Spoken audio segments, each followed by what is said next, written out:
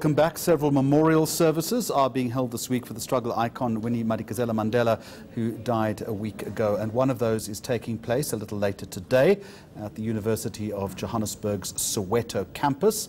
The ANC Secretary-General Ace Magashule will address the service, and eNCA's Thembekile Mrototo is standing by to talk to us about that. Thembekile, good afternoon to you. So things still being set up ahead of this memorial service later, but obviously the big focus is on Ace Magashule and specifically this furor around the funding of Winnie Mandela's Brandfort home. That's right, Jeremy. Ace Magashule expected to deliver the keynote address here at the memorial service at the Soweto campus of the University of Johannesburg. But as you might well know, Ace Magashule has a bit of a tricky time as he goes around the country as part of the ANC's program of memorials for the late Winnie Madikizela-Mandela ahead of her burial on Saturday.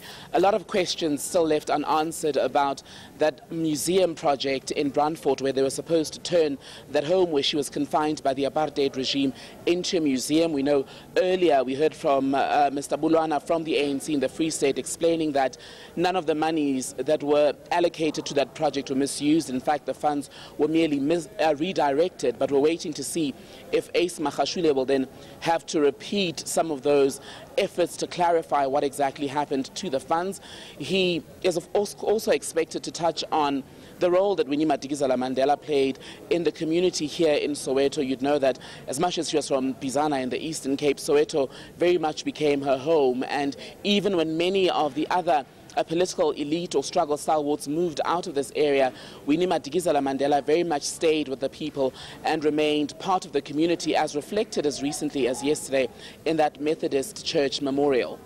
And the other interesting part of today's memorial, Thembekile, is that Winnie Mandela reached out across the generational divide, if I can put it that way. And it'll be very interesting not only to see what sort of turnout there is today among younger people on campus, but also what they've been saying about her. And as that hall fills up throughout the course of the afternoon, I imagine that you'll have an opportunity to talk to some of them. That's right, Jamie. I mean, when you look at Winnie Madikizela-Mandela's ability to reach across generations just in the ANC alone, she has been credited quite a bit for the grooming and mentoring of leaders like the late Peter Mokaba. A more contemporary example would be Julius Malema, who until less than a decade ago was in fact a very prominent member of the ANC Youth League. He was president. Now he is, of course, leader of the EFF. And just as we arrived here, you could sense a sense of curiosity from the University of Johannesburg students on this campus, and one is keen to know what role they'll be playing in the service, and when they arrive, what it is that they'll be willing or expecting to receive from the ANC leaders, and what will they be communicating as far as the legacy of Winnie Madikizela-Mandela is concerned. All right, and that memorial service starts a little later this afternoon. We will dip into that. Thembekile Mrototo, thank you for the moment.